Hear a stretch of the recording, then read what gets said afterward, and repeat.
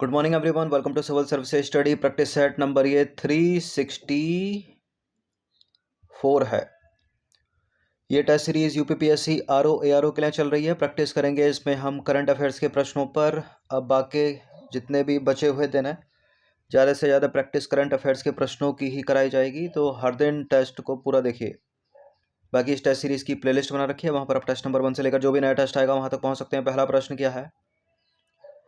Australian open 2023 पुरुष एकल match का फाइनल मुकाबला किसने जीता? Daniel Medvedev, Rafael Nadal, Novak जोकोविच, स्टेफानोस सिटसिपास। देखिए 4 होते हैं, कल भी बताया था। कल के टेस्ट में सबसे पहले होता है ऑस्ट्रेलियन ओपन, उसके बाद होता है फ्रेंच ओपन, उसके बाद होता है विंबलडन और अंत में होता है यूएस। ठीक है, 4 ग्रैंड स्लैम होते हैं ये। ऑस्ट्रेलियन ओपन 2023 पुरुष एकल का मैच फाइनल मुकाबला उसी ने जीता है जिन्होंने ये सबसे अंत में जो होता है ना यूएस ओपन, यानी नोवाक जोकोविच ने। ठीक है, और उपविजेता कौन है, मतलब किसको हराया इन्होंने? स्टेफानोस सिटसिपास को। तो विजेता पूछ ले तो नोवाक जोकोविच ऑस्ट्रेलियन ओपन 2023 का, उपविजेता पूछ ले तो स्टेफानोस सिटसिपास। देखिए नोवाक जोकोविच ने ऑस्ट्रेलियन ओपन 2023 के पुरुष एकल के फाइनल मुकाबले में स्टेफानोस सिटसिपास को हराया। जोकोविच ने 10वां ऑस्ट्रेलियन ओपन जीता और 22वां ग्रैंड स्लैम जीता। ठीक है, अच्छा कल जो प्रश्न था, यूएस ओपन 24वां हो गया था इनका, नोवाक जोकोविच का 24वां ग्रैंड स्लैम यूएस ओपन जीतकर। 22वां इन्होंने जीता ऑस्ट्रेलियन ओपन, यानी बीच में जो फ्रेंच और विंबलडन होते हैं ना, उनमें से पक्का एक जीता होगा इसने, तभी इनके जो हैं 24 हो गए, क्योंकि 22वां ऑस्ट्रेलियन ओपन है। ठीक है, फ्रेंच या विंबलडन 23वां होगा, 24वां ये होगा। ठीक है, क्वेश्चन नंबर 2 पर आ जाइए। वर्ष 2023 के शांति के नोबेल पुरस्कार से किसे सम्मानित किया गया है? ईरान की हैं, ये महिला हैं और इनका नाम है Narges Mohammadi. Option number A. इन सभी टेस्ट की फुल टेस्ट सीरीज प्राप्त कर सकते हैं, नंबर इस पर कॉल या व्हाट्सएप करके। देखिए ईरानी कार्यकर्ता है नरगिस मोहम्मदी को, इनको 2023 के शांति के नोबेल पुरस्कार से सम्मानित किया गया है। क्यों? ईरान में महिलाओं के उत्पीड़न के खिलाफ उनकी लड़ाई और सभी के लिए मानव अधिकारों एवं स्वतंत्रता हेतु उनके संघर्ष के लिए। तीसरा प्रश्न है, भौतिक विज्ञान में 2023 का नोबेल पुरस्कार किस क्षेत्र में दिया गया? प्रश्न पूछने का तरीका एग्जामिनर का कुछ भी हो सकता है। किसको दिया गया, कितने वैज्ञानिकों को दिया गया 2023 में? तो 3 वैज्ञानिक हैं, उनके नाम भी पूछ लेगा। 3 दे देगा, 3 में से एक नहीं होगा तो कौन सा नहीं है ये पूछ लेगा। किस लिए दिया गया? पदार्थ की चौथी अवस्था ज्ञात करने के लिए, ब्रह्मांड में डार्क मैटर की खोज के लिए, पृथ्वी पर ग्रेविटी का पता लगाने के लिए, विभाजित सेकंड के सबसे छोटे हिस्से के परमाणुओं को देखने के लिए। देखिए दिया गया है विभाजित सेकंड के सबसे छोटे हिस्से में परमाणुओं को देखने के लिए। ऑप्शन नंबर सी है इसका आंसर। तो royal Swedish academy of sciences ने भौतिक विज्ञान यानी फिजिक्स का नोबेल 2023 से 3 लोगों को सम्मानित किया। उनके नाम है Pierre Agostini, Ferenc Krausz, Anne L'Huillier. ठीक है, क्यों दिया गया है? विभाजित सेकंड के सबसे छोटे हिस्से में परमाणुओं को देखने के लिए। नंबर 4 पर अजय, अप्रैल 2023 में गज उत्सव या महोत्सव का आयोजन कहाँ किया गया? ये असम में किया गया है। देखिए असम के कांजीरंगा राष्ट्रीय उद्यान में गज उत्सव या महोत्सव 2023 का आयोजन किया गया और इसका उद्घाटन किया भारत की राष्ट्रपति द्रौपदी मुर्मू ने 7 अप्रैल 2023 को।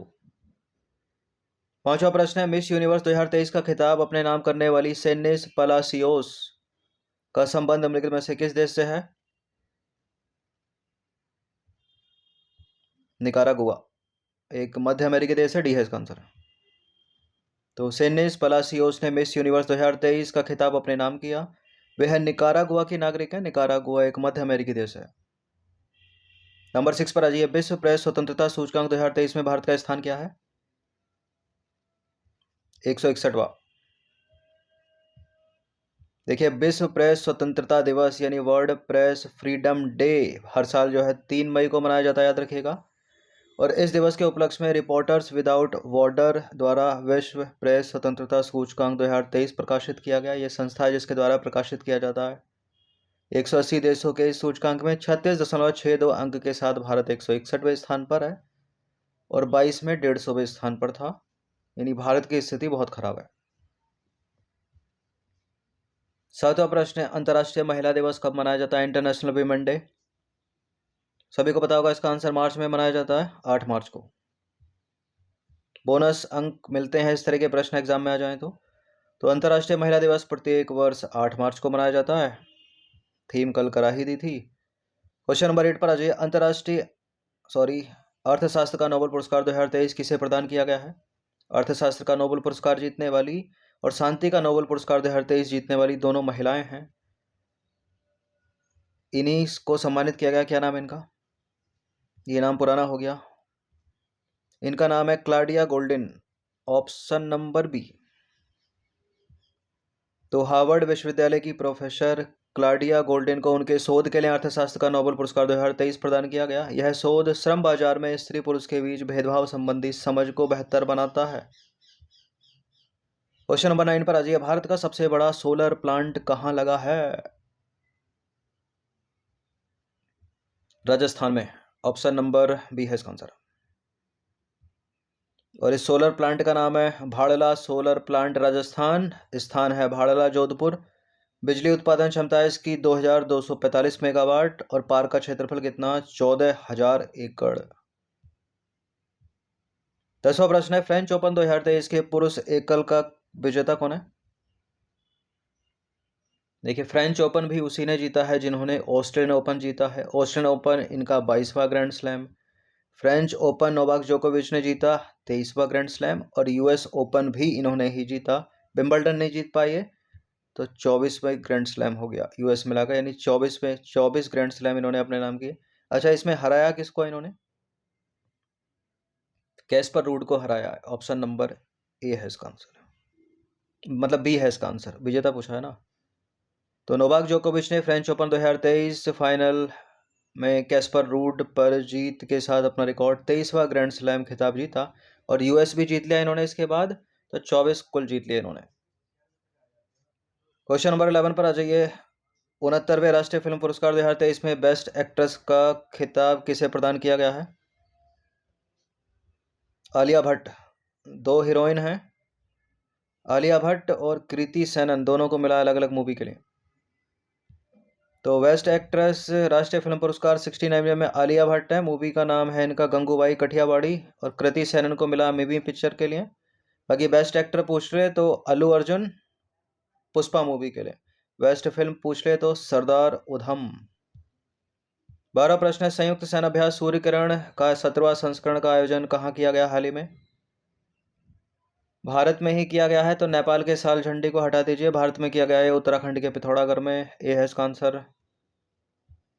देखिए, भारत नेपाल के मध्य नियमित रूप से होने वाले संयुक्त सैन्याभ्यास सूर्य किरण के 17वें संस्करण का आयोजन 24 नवंबर से 7 दिसंबर 2023 तक उत्तराखंड के पिथौरागढ़ में किया गया। इंपॉर्टेंट प्रश्न। 13 प्रश्न है, हिंदी भाषा को बढ़ावा देने के लिए हर साल डैश को विश्व हिंदी दिवस मनाया जाता है। कब मनाया जाता है? 10 जनवरी को मनाया जाता है। सी है इसका आंसर। देखिए, हिंदी भाषा को बढ़ावा देने के उद्देश्य से हर साल 10 जनवरी को विश्व हिंदी दिवस मनाया जाता है, जबकि राष्ट्रीय हिंदी दिवस हर साल 14 सितंबर को मनाया जाता है, जो मुख्य रूप से भारत में हिंदी भाषा की मान्यता पर केंद्रित है। और हिंदी जो है भारत की 8वीं अनुसूची की भाषा भी है। अनुच्छेद 351 हिंदी भाषा के विकास के लिए निर्देश से संबंधित है। क्वेश्चन नंबर 14 पर आ जाइए। वर्तमान में एयर क्वालिटी इंडेक्स यानी AQI के आधार पर दुनिया का सबसे प्रदूषित शहर कौन सा है इनमें से? AQI के आधार पर वर्तमान में दुनिया का सबसे प्रदूषित शहर है दिल्ली और दूसरे स्थान पर है लाहौर। देखिए, 519 एयर क्वालिटी इंडेक्स के साथ दिल्ली दुनिया का सबसे प्रदूषित शहर है। इसके बाद दूसरे स्थान पर 283 IQ के साथ पाकिस्तान का लाहौर है। 15 प्रश्न है, वर्ष 2023 में भारत के प्रधानमंत्री नरेंद्र मोदी ने निम्नलिखित में से किस देश की यात्रा नहीं की? इस तरह के प्रश्न भी एग्जाम में पूछ लिए जाते हैं। देखिए, भारत के प्रधानमंत्री जापान, पापुआ न्यू गिनी और ऑस्ट्रेलिया, इन तीनों देशों की यात्रा इन्होंने लगातार की। तो ऑस्ट्रेलिया ये गए, इंडोनेशिया भी ये गए, दक्षिण अफ्रीका गए, स्विट्जरलैंड नहीं गए। तो डी है इसका आंसर। तो मई 2023 में भारत के प्रधानमंत्री ने यात्रा की जापान की, ऑस्ट्रेलिया की, पापुआ न्यू गिनी की। सितंबर 2023 में इन्होंने इंडोनेशिया का दौरा किया। अगस्त 2023 में दक्षिण अफ्रीका गए और ग्रीस गए। 30 नवंबर से 1 दिसंबर के बीच में दुबई का दौरा इन्होंने किया हाल ही में। और जून 2023 में ये अमेरिका की यात्रा पर थे और मिस्र की यात्रा पर थे। और जून जुलाई में फ्रांस गए और यूएई गए, यानी फ्रांस गए, यूएई गए, अमेरिका गए, मिस्र गए, दुबई गए, ग्रीस गए, दक्षिण अफ्रीका गए, इंडोनेशिया गए, ऑस्ट्रेलिया गए, जापान गए, पापुआ न्यू गिनी गए, नहीं गए तो स्विट्जरलैंड। तो 1 2 3 4 5 6 7 8 9 10 11 देशों की इन्होंने यात्रा की है 23 में, ठीक है। और इंडोनेशिया ये 22 में भी गए थे, नवंबर में। तो ये भी एक प्रश्न है, वही पूछे भी जाते हैं इस तरह के प्रश्न। नंबर 16 पर आ जाइए। वर्तमान में इनमें से किस भारतीय राज्य में बाघों की सबसे अधिक संख्या है? मध्य प्रदेश में। देखिए, लगभग 80% बाघ 18 राज्यों में रहते हैं। मध्य प्रदेश, कर्नाटक, उत्तराखंड, महाराष्ट्र, तमिलनाडु और असम इसमें शामिल है। मध्य प्रदेश में बाघों की सबसे अधिक संख्या है 785। इसके बाद नंबर आता है कर्नाटक का, जहां 563 बाघ हैं, और महाराष्ट्र में 444 बाघ हैं। अब संख्या और भी बढ़ गई है, इससे ज़्यादा 3167 हो गई है, ठीक है। तो उसके आधार पर भी मध्य प्रदेश ही आंसर करेक्ट होगा, ठीक है। वर्तमान में बाघों की संख्या पूछ ले तो 3167 है। नंबर 17 पर आ जाइए। विश्व पर्यावरण दिवस 2023 की थीम क्या है, जो 5 जून को मनाया जाता है हर साल? इसकी थीम है beat plastic pollution, option number C. देखिए, वर्ल्ड एनवायरनमेंट डे अंग्रेजी में, हिंदी में विश्व पर्यावरण दिवस। संयुक्त राष्ट्र द्वारा हर साल की तरह इस बार विश्व पर्यावरण की दिवस की जो थीम है वो है वीट प्लास्टिक पॉल्यूशन, और प्लास्टिक कचरे के निपटान के समाधान पर जोर देती है ये।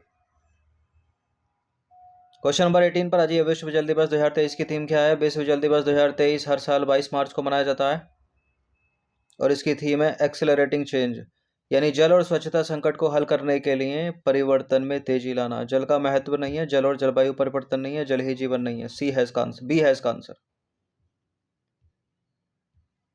तो विश्व जल दिवस प्रत्येक वर्ष 22 मार्च को मनाया जाता है, सभी को पता होगा इसका आंसर।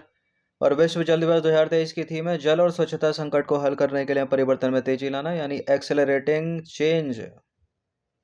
क्वेश्चन नंबर 19 पर आ जाइए। विश्व पर्यावास दिवस है इस बार। विश्व पर्यावास दिवस 2023 की थीम पूछी है क्वेश्चन नंबर 19 में, क्या है इसकी थीम? देखिए, विश्व पर्यावास दिवस 2023 की थीम है लचीली शहरी अर्थव्यवस्थाएं, विकास और बहाली के चालक के रूप में शहर। ऑप्शन नंबर सी है इसका आंसर। तो भारत सरकार के आवासन और शहरी कार्य मंत्रालय ने विश्व पर्यावास दिवस के उपलक्ष्य में 9 अक्टूबर 2023 को विज्ञान भवन में एक कार्यक्रम का आयोजन किया। और वर्ष 2023 की थीम लचीली शहरी अर्थव्यवस्थाएं, विकास और बहाली के चालक के रूप में शहर है। तो इसका आंसर हो जाएगा ऑप्शन नंबर सी।